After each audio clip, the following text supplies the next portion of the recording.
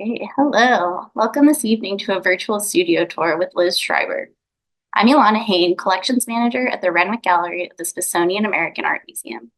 This program is part of the exhibition State Fair's Growing American Craft.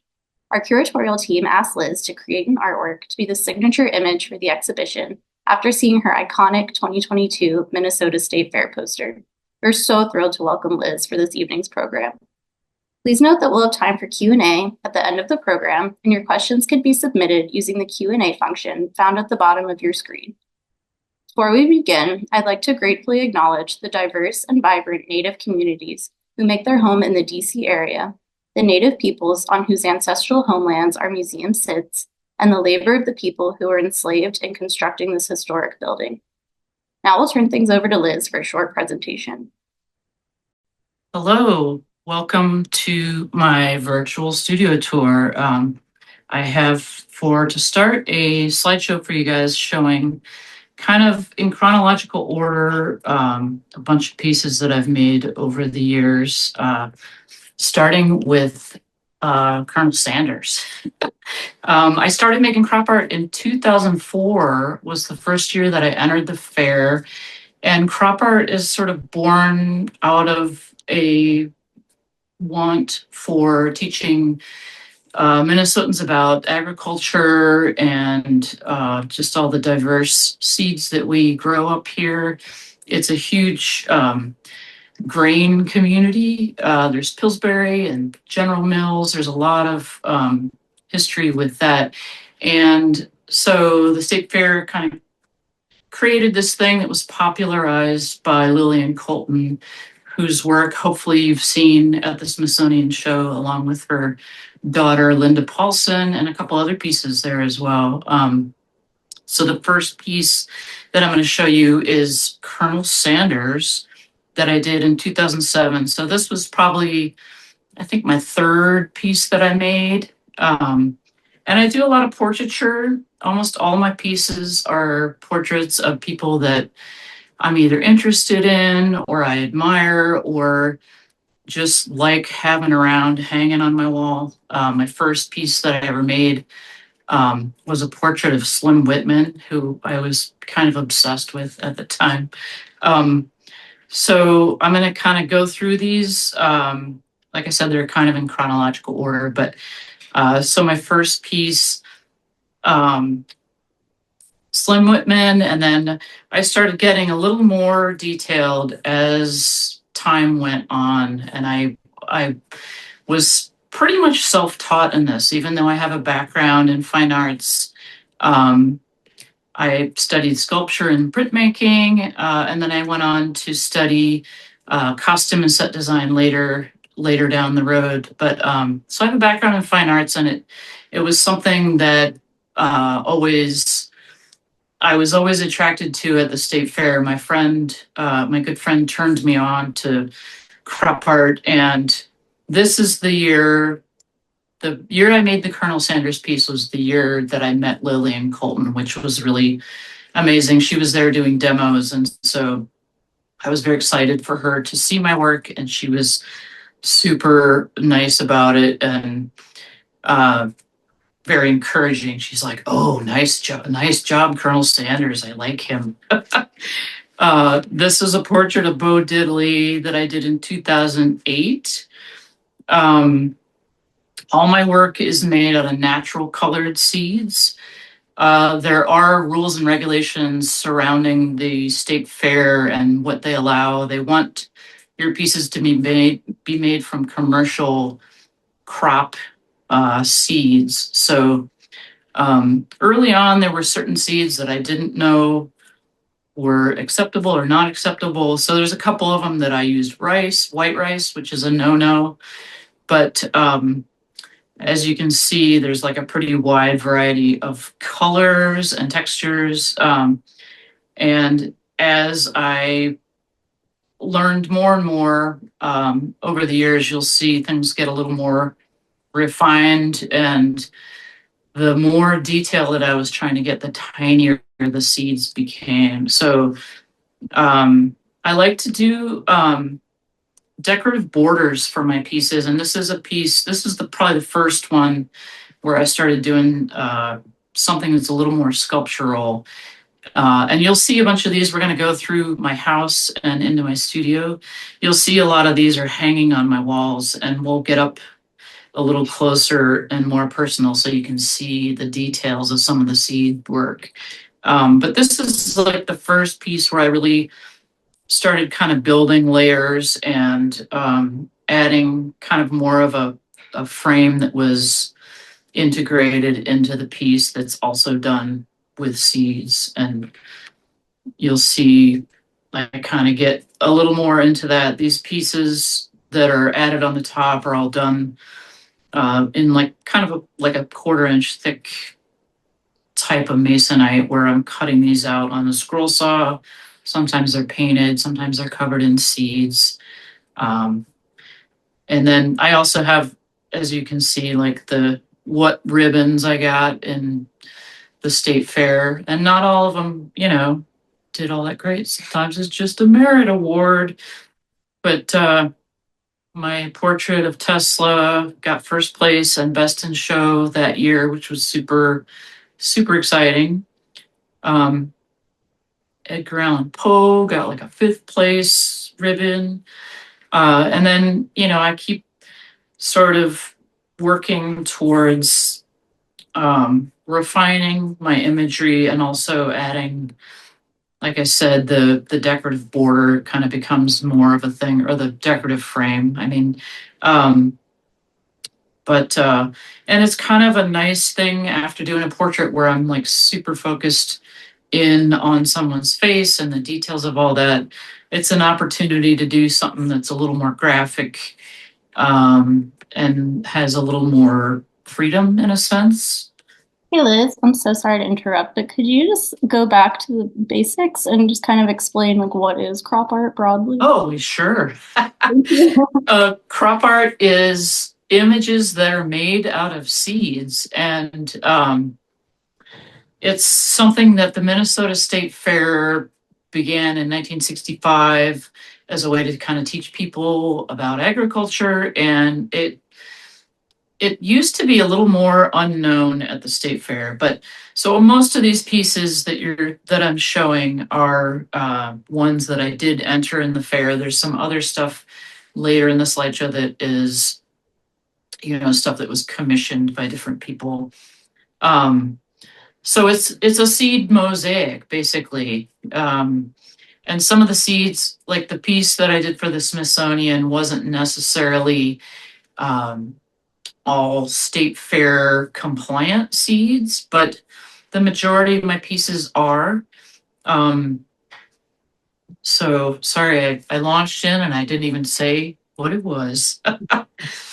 um, so this is a detail of the piece that I just showed. That is a portrait of Elmer Ellsworth, who was important to me for a couple different reasons. But this shows a close up. You can see the brown seeds are like flax seed along the cheek there. So it gives you kind of an idea of how tiny and detailed some of this stuff can be.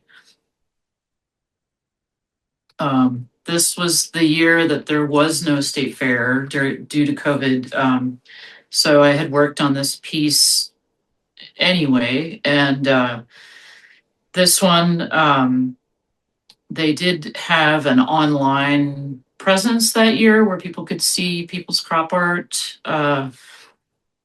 during the fair. But this one never hung in the fair proper that year. But this is a piece of portrait of Chief Flying Hawk that I did in 2021. This is a larger piece for me, and this one also is hanging, and I can show you. We can kind of zoom in on the seeds so you can get a little better sense of just how tiny and meticulous it all is. And not everybody works in the same way. There's a lot of pieces that I love at the state fair that are made with much larger seeds. And those tend to be actually some of my more favorite pieces. This is the Minnesota State Fair poster that I was commissioned to do in 2023. They had something called the Commemorative Art Program, which sadly doesn't exist anymore. My piece was the last one in that series, but they would commission an artist to do a poster that would then be for sale at the state fair. And then you could also buy kind of like a fine art print of that work. So the framework on this piece was not included in the poster, but was just as part of the display itself. So that was in 2023. And Mary Savick, who was the curator for the exhibit at the Smithsonian, apparently saw this and had a poster hanging on her wall, which made me very happy. um, so they had come to the state fair that year. I was doing demos of crop art, and they the guy who at the time was the superintendent was like, "Hey, you should be here tomorrow. The Smithsonian is coming for a visit." And I was like, "Go on, no way." And he's like, "No, really, you should be here." And so I was. Um, so that's kind of how the whole piece that was commissioned by the Smithsonian came about. Um, this is a pair of cowboy boots that I made that same year that I did the poster. So there are a bunch of different categories at the state fair for different types of crop art. The one that I always enter is the natural colored seeds. They have like amateur and advanced. Some people dye their seeds and paint their seeds, but there is also a wearable crop art category. So this was some boots that I entered in that category, and one that I am kind of in love with doing the wearable crop art now. So I've been doing a little bit more of that, and it ties in kind of to my costume background, and it was a lot of fun to work on. Some more portrait work. This was from 2022. My portrait of Charlie Pride. And a lot of the pieces, I really like to do kind of a deep dive into whoever it is that I'm doing a portrait of. A lot of times, if it's a musician, I like to listen to their music while I'm working. Um, or if it's a historical figure, I like to read about that person or listen to a podcast if there's one available. But I get entrenched in whoever it is that I'm learning about. So this is the piece, obviously, that I did for the Smithsonian for their show, Growing American Craft, which is still open. You can still go see it. I was super thrilled to be asked to do this. There's an amazing collection of artists in this show, and never in my wildest dreams did I think I would have a piece in the Smithsonian. So this was a really fun project to work on. And they were very interested in specific elements in this piece, like the blue ribbons were really important. So those are made out of teeny tiny little forget-me-not flower petals. And they wanted different areas such as textiles and agriculture, the ribbons, obviously the butter cow is right front and center. And then I really wanted to make a special frame for this piece because of its importance. And, they wanted a lot of color, and that was super fun to add to that as well. Go check it out.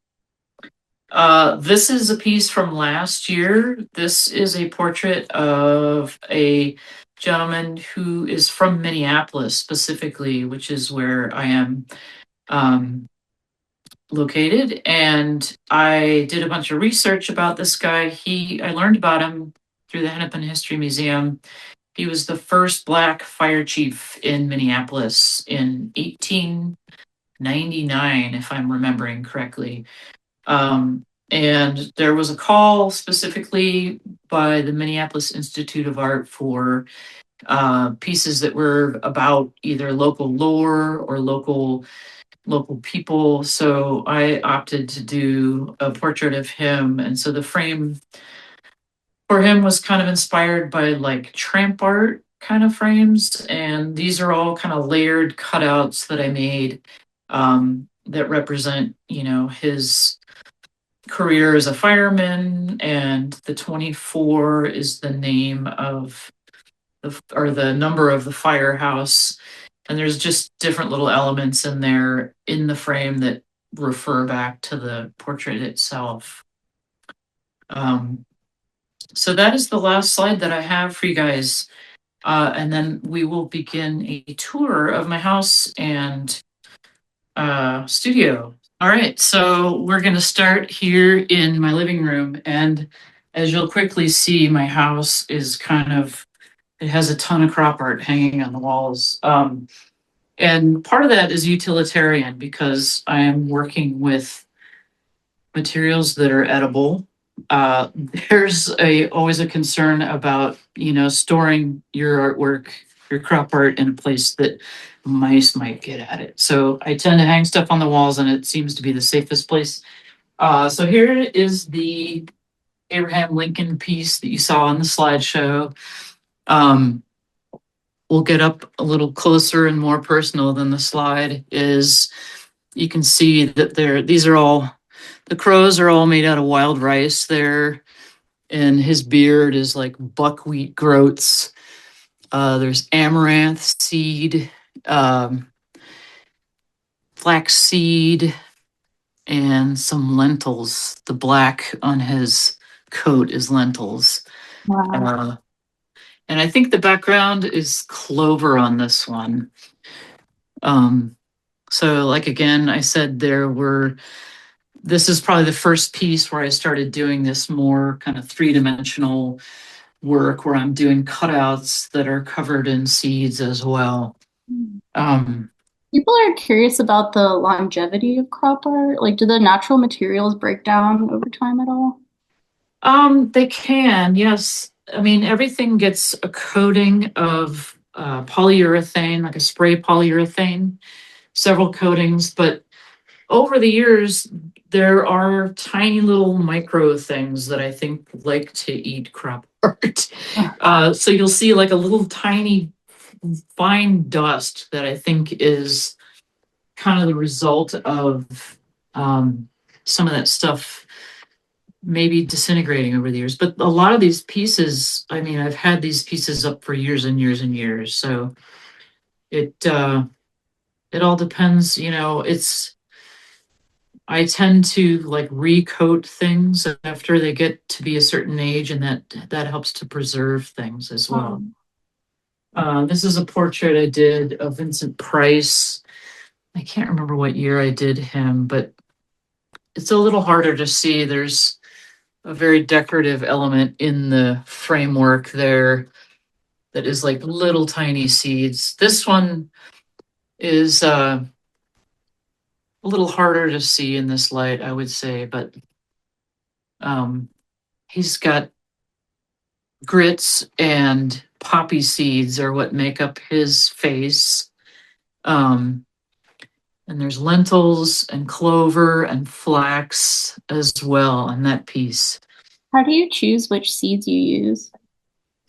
A lot of it is determined by the scale of the piece, like the detail that I'm trying to get, as well as the color. Mhm. There are It's a limited palette. So I'm always kind of going back and forth between, okay, what's more important to me to make this image? Is it the amount of detail that I can get, or is it the color? And sometimes it's both, obviously. We have Edgar Allan Poe up here, which he was in the slideshow as well. Um,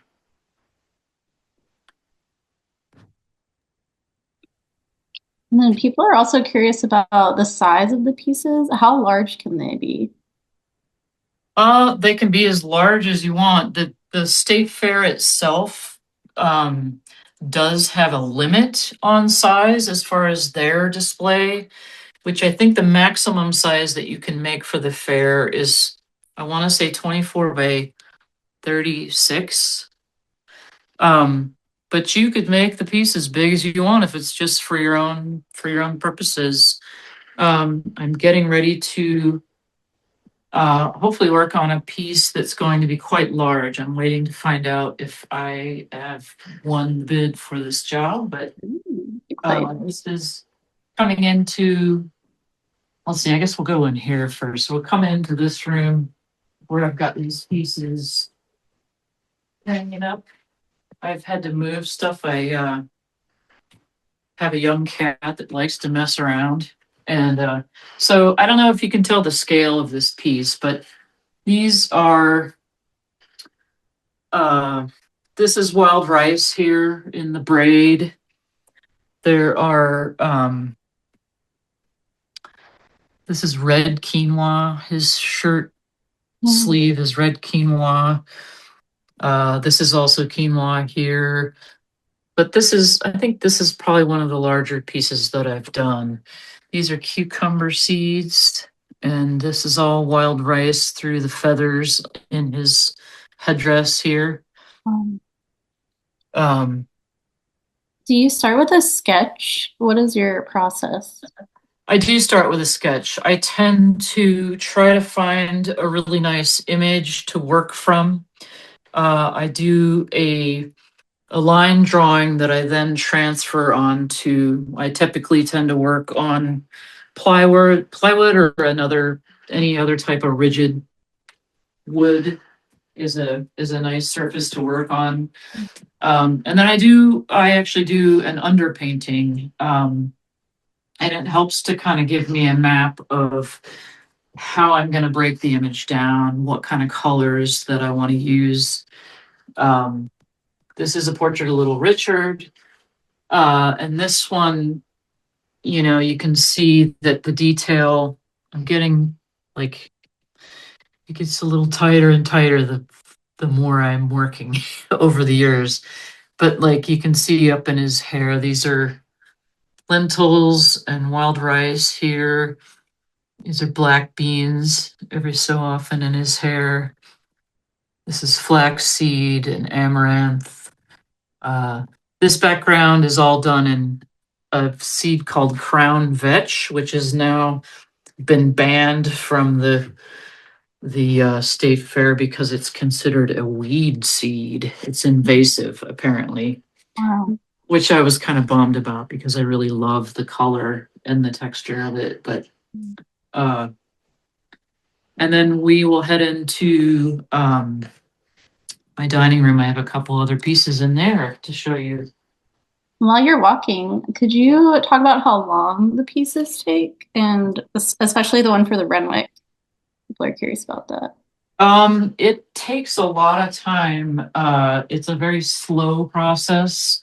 A lot of times I'm, you know, adding seed by seed to a piece, and it's done basically with a toothpick and Elmer's glue. Wow.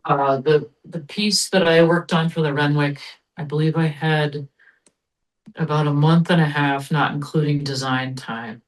So um, that was working like full time. That was working all day, pretty much every day for a month and a half on the piece. And then the framework was separate from that. So the frame took another at least probably 3 weeks or more beyond that time frame.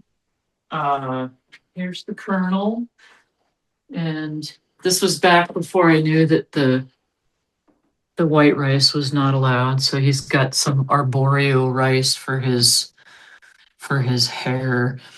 And like his eyes are all, you know, that's just poppy seed, which by contrast winds up looking blue. It's sort of interesting when you're working on something, there really aren't any blue seeds, but poppy is about as close as you can get unless you're using flower petals. Um, Are you allowed to and use flowers? you can, there are certain categories that allow plant parts like pods and stems and panicles, I think they call it.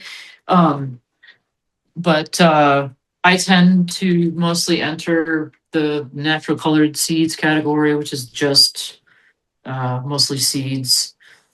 But it is allowed. There are certain categories that it is allowed. So these are the other two pieces that were in the slideshow. My Tesla portrait, which is kind of up high and a little harder to show you with the camera, but and then my John Cheatham portrait here, which I went with some very tiny seeds for that portrait. I'm going to try to get up close and personal on that one. Wow. So those are clover and something called bird's foot trefoil, which is a super teeny tiny seed. And I used mostly like just really teeny seeds on this. I think his mustache is wild rice and thistle. So as you can see, you can get some pretty crazy detail with the super tiny seeds. What did you Um, use when creating the orbs in the Tesla portrait? They look shiny. those are just painted.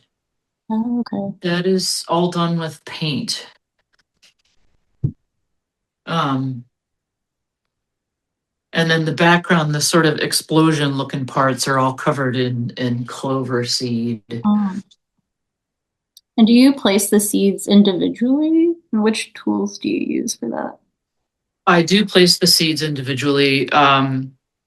We have one other piece here up on my wall in the dining room, portrait of Frida Kahlo that wasn't in the slideshow, but it's done with a toothpick and Elmer's glue. So the toothpick kind of serves a dual purpose of placing the glue, and then the toothpick, while it's kind of still sticky with glue, can pick up the seed and place it as well. And then there are times when I'll do large background stuff where it's almost like you'd be doing a glitter where you do a larger area and put the seeds on and then dump them back off.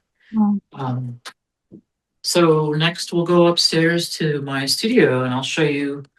I'm lucky enough to have a space in my home that I can work out of, and we'll go check it out. Great. Liz, do you have a favorite piece you've ever made? I have to say, I think that I think my portrait of Abraham Lincoln is probably one of my favorite ones. And I think a lot of it is, I don't know, it's got kind of this sepia tone to it that I really love. Um, and that, I kept talking about the framework and the 3D sort of element to it. That was kind of the first piece that I started working in that direction. So I think it's a little more special to me.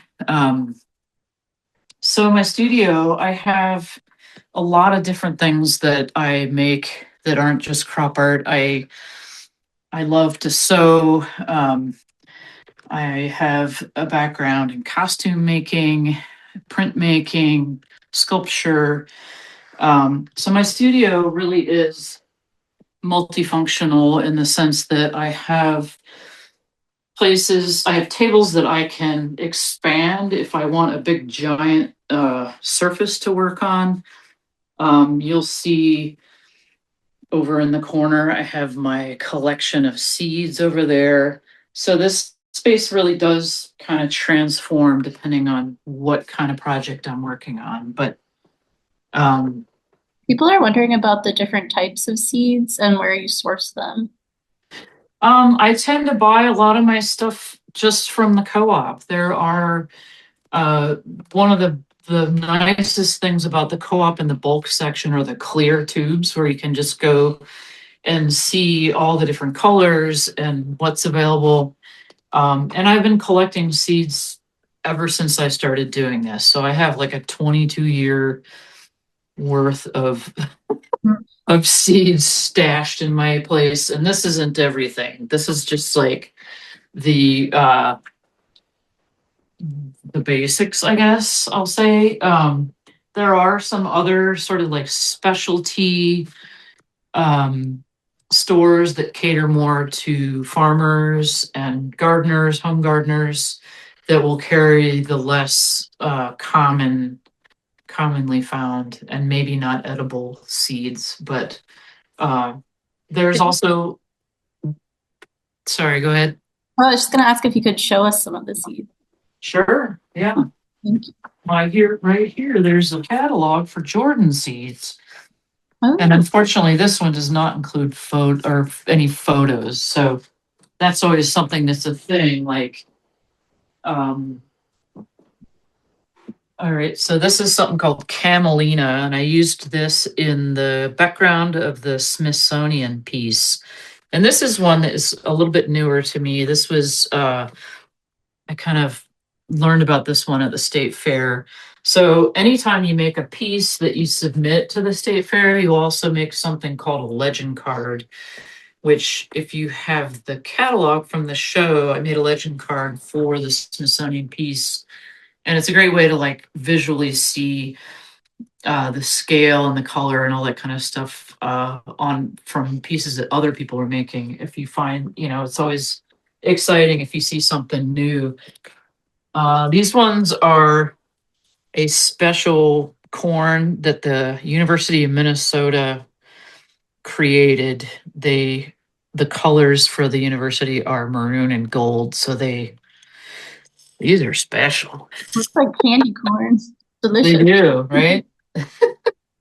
Um, so what else do I have? I've got, stuff that you'd expect, like kidney beans, which are pretty common. Um, I've got cucumber seeds. Um, I got all kinds of stuff. So, this is like the bigger stuff down here. I have a jug of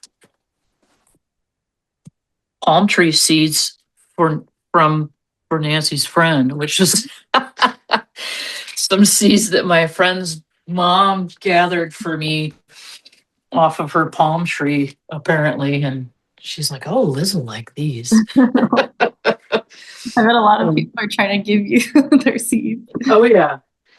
This is a seed chart I made. I did a workshop at the Walker Art Museum years ago, and this was like to show people kind of the range of color and texture that are available. Some of these seeds are not state fair friendly, but was kind of before I knew any better. Can you talk more about those requirements for the fair? Sure. Yeah, there's a lot of rules. There's a shocking amount of rules, but it's it's all commercial crop seeds. And there's a lot of different categories that you can enter.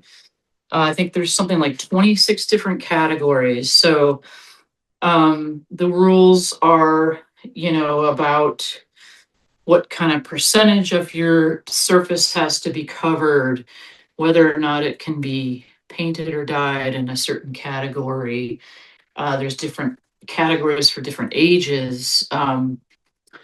There's junior and senior. There's amateur and advanced. So if you've won, I think it's 3 or 4 blue ribbons, you get bumped into the advanced category. So if you do it long enough and you get enough blue ribbons, then you start really competing. So it gets interesting. The longer you do it, the more stiff the competition becomes. So what else? I don't know. I have like all my paints stored in like a rolling thing because I don't always need my paints, but I like to have the ability to pull stuff out if I need it. And I have to say, my studio is cleaner than normal. I cleaned up for you guys. Very organized.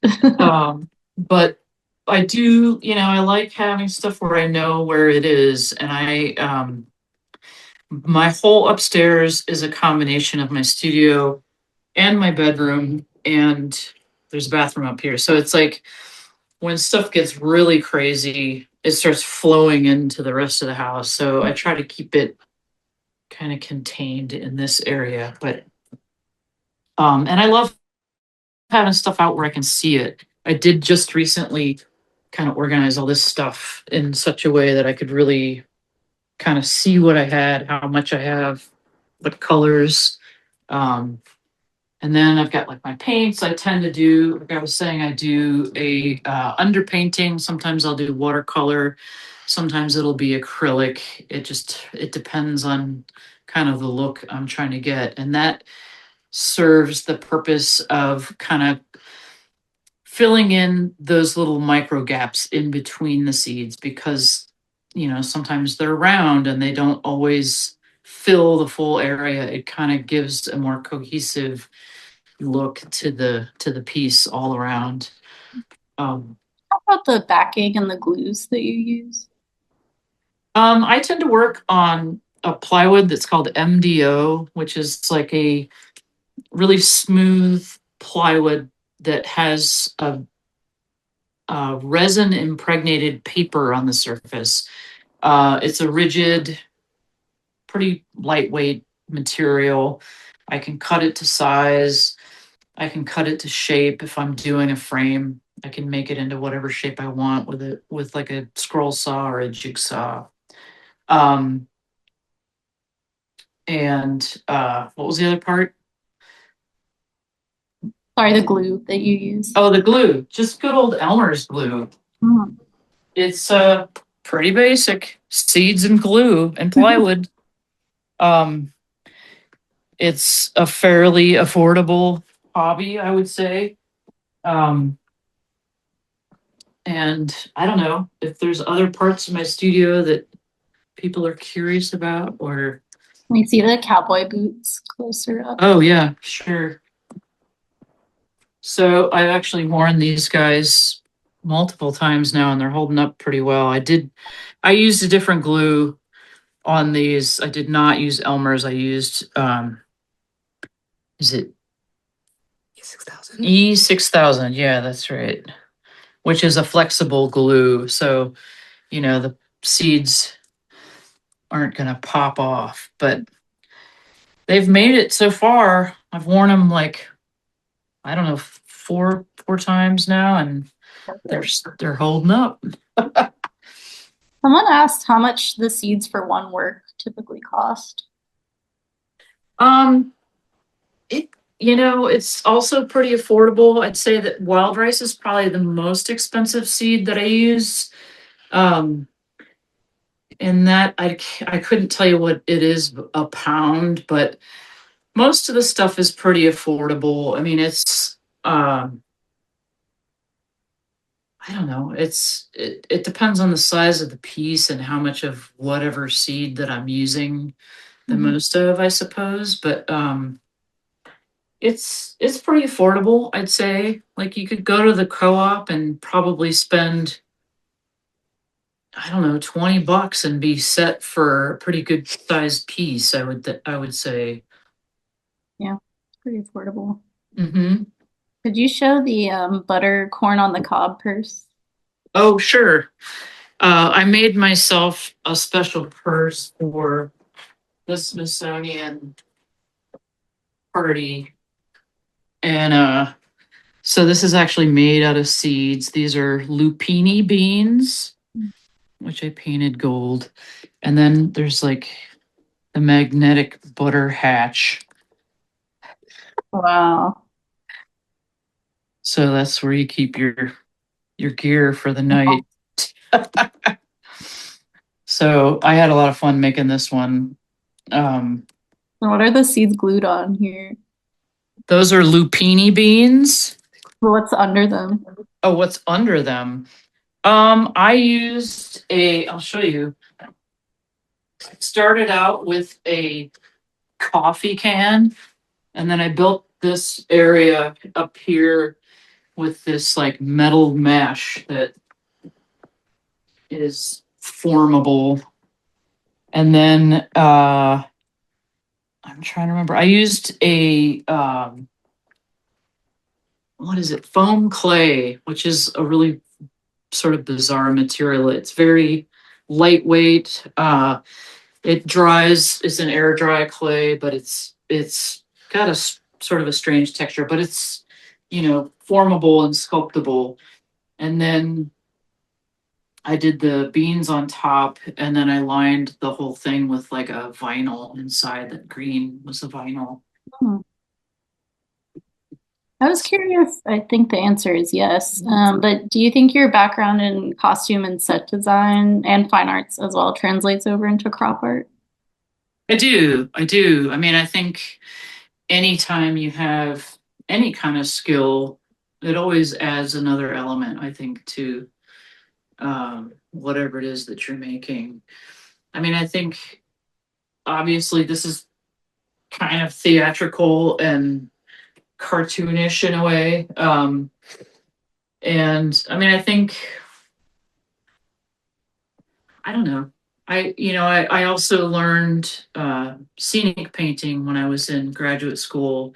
And I think that really plays into some of the work that I do as well. But yeah, I think all that stuff is just kind of a collective element to how things come together and how I think about them and see them, I guess. Mhm. Awesome. Well, thank you so much for showing us around. I think the cowboy boots are my favorite. So if you have any other questions, please submit them for Liz via the Q&A function located in the So Zoom. have a seat and So yes, we will do the Q&A. right. All right, here's a question. I noticed that throughout your work, you've started incorporating the orientation of the seeds, moving beyond just color to add depth and height over the canvas. Is that intentional? If so, what is your process for determining seed orientation and how are you using it to create a 3D effect? I do think about that. It is intentional. Um, when you're making something like a hair or something that has direction to it, you wind up kind of following that line. And there are times when I will actually build seeds on top of seeds as well to kind of create a little bit more dimension to something. I always think about things in terms of like um, when I'm doing a portrait, like a mid-tone, a highlight, and a shadow. And that kind of helps me to decide which seeds I want to use depending on, whatever the kind of skin tone that I'm going for. But the directional part of the seeds really does, um, it's definitely intentional for sure. This is related. Do you choose specific seeds because of their connection to the sitter, or is it based on the color and visual texture needs? It's usually based on um, just kind of the effect I'm trying to get, or what I'm trying to represent. I mean, I do, you know, obviously there are things like wild rice that have additional meaning to them. I mean, it's a very Minnesotan thing and specifically a Native American thing. So there's a lot of layers there with meaning sometimes with certain seeds, which I love. I mean, just it's funny because there's a lot of seeds that I have no idea what the plants look like. um, but yeah, it's definitely a very multi-layered sort of thing, I would say. Can you talk more about your background in art and fine art, I guess? Sure. I studied sculpture and printmaking at VCU in Richmond, Virginia. Um, and my sculptural stuff was more uh, leaning towards wearable art, a lot of it, which is kind of how I wound up eventually studying costume design. as something that really interested me. And then I also at the same time was studying printmaking. I was doing a lot of woodcuts and linoleum work. And I would say that a lot of my printmaking stuff was based in inspiration from nature. I did a lot of animals and plants and the such. And I think, part of my fascination with crop art is just the seeds themselves. I love seed pods and plant parts, and have always been kind of a collector of that kind of stuff. And then, I wound up coming up here to Minneapolis to study costume and set design. Years later, I took some time in between undergraduate and graduate school. I worked for a period of time as a glass blower in between then, and did some other artwork that was large scale floor coverings that were paintings. So I've worked in a ton of different kinds of materials.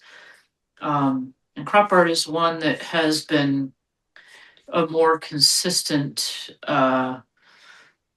thing for me. And honestly, like having a deadline for the state fair really, I think plays a big role in how I'm like, all right, I gotta do another piece. I gotta have something ready. And it's kept me going over the years that way. Yeah, someone asked what drew you to crop art and what keeps you making it. She kind of just answered. Uh, when I first saw crop art, I was just blown away. It was kind of back when my friend turned me on to it. She's like, "Oh, we gotta go see the crop art exhibit at the state fair." Um, and it was a little less known. Like now, it's grown a lot and it's way more popular. And I was attracted to it. Has this kind of naive quality that I really love, and I think for me initially, I was like, I really wanted to make something to enter in the state fair, but what I really wanted was just a piece for myself. And a lot of the artwork that I make is stuff I make for myself, which is why you see it hanging on my walls, I suppose. But uh, yeah, the the first time I ever saw it, I was like, oh my god, I think I went a couple times in a row to the state fair before I was like, okay, I got to try this.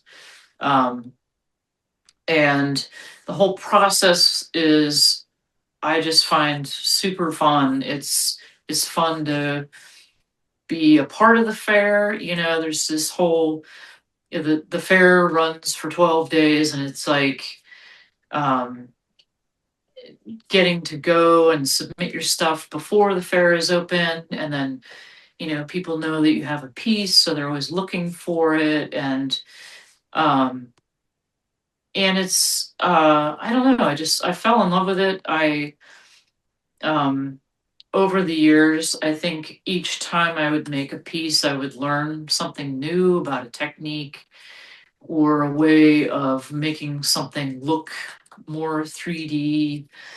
um so it's kind of a challenge too. It's sort of a combination of creating a sculpture and a painting at the same time. And I guess that's what keeps me interested in it. And also just I don't know, I enjoy it. It's super meditative.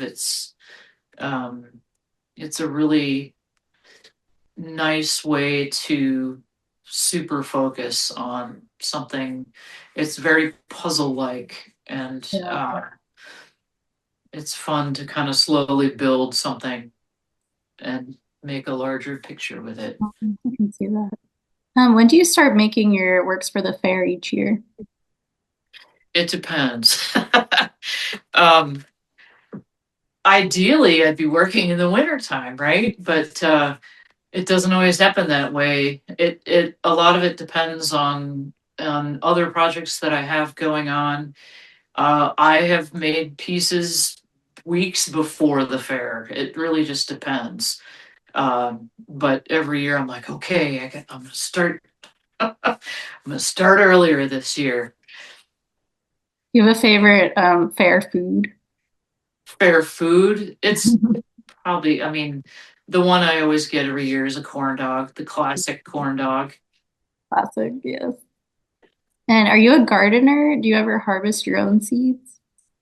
I do love gardening. I save my own seed. I've never saved seeds specifically to make crop art with. I know some people do that, but generally it's harder to get the kind of quantity that I need. Um, but I do save my own seeds definitely to for replanting purposes, and I love the whole process of knowing that I can make all that stuff come back again by just like saving these little magic pellets. Incredible. And how many hours a day or week do you contribute to your work? It depends what I have going. If I have the opportunity, as a freelancer, I'm lucky enough to have larger chunks of time that I can set aside for specific projects. It is very physical to be bent over working in that kind of detail. I would say like the maximum I can do in a day is an 8 hour day, and that is like really pushing it. I'd say 6 hours a day is kind of more uh, doable. Hmm, that's a Your lot. neck gets very sore. I'm sure.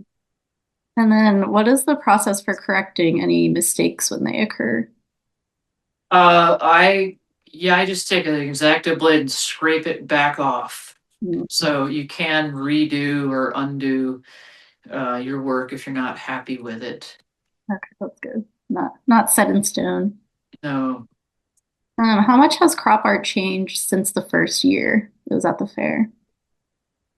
the my first year or just the first year. I think, yeah, you could talk about both. Um, well, I mean, it started in 1965 at the Minnesota State Fair. And Lillian Colton was the one who kind of popularized it, and she won so many ribbons eventually that she just stopped and to give everybody else a chance. um, and I mean, I don't know that it's. I would say that the probably the biggest thing that's changed is just the topics. There's always a lot of really political stuff, um, and as far as like the process, I mean, I think it's all. I know Lillian used a toothpick, and I don't know that the process has necessarily changed. Maybe the process in the sense that somebody is, I know there's one person that uses like a laser cutter to make their woodcut shapes first. So maybe parts of techniques have changed, but I'd say probably topic matter is the biggest change. And for me personally, uh, since my first fair, I think um, you know, I spend a lot of time thinking about who I want to do or if I'm doing a portrait. Um, and I would say my since I started to now, probably just things have gotten more refined and tinier over the years. Yeah. Do you know, does crop art flourish at all outside of the Midwest and kind of your community of artists? Um, it's mostly known as a Minnesota thing. I know that there are people that enter it in the Iowa State Fair. And of course, seed mosaics have been around forever. I mean, it's nothing that we invented. If you got a pile of something, you're probably going to wind up making art out of it. But I know that down in New Orleans, there is a group that does beautiful like jackets and artwork that are in a parade down there. There's a place called Beanlandia that's super cool that you should check out. If you've never seen that online, it's amazing. They have a big parade every year that my friend keeps telling me, you gotta come down for the parade. That's awesome. How do you think having crop art at the Renwick and other museums, such as the Minneapolis Institute of Art, will affect the field of crop art? It I think, it's funny because a lot of people who don't live in Minnesota don't know what it is. So just having it out there in the world, I think is just a lot more people are exposed to it. It's gotten a lot more press just in the last even 10 years. I think a lot more people know what it is than they used to. But when I first started telling people, back in Virginia or wherever, oh, I do crop art. And they're like, what is that? So I think having it in the major museums, it's getting more recognition. I love that more people are starting to find out about it. Great. Well, we're at time, so I want to thank you again for opening your home to us. It's just so great to see your creative space and learn all about your projects and just everything you've shared. Do you want to say anything before we wrap up? I just want to thank everybody for coming. And, if you have any further questions, feel free to reach out. I'm always happy to chat with people. So thanks for coming, you guys. Thank you. And thank you all for joining us this evening. You can see Liz's work on display in State Fair's Growing American Craft at the Smithsonian American Art Museum's Renwick Gallery through September 7th, 2026.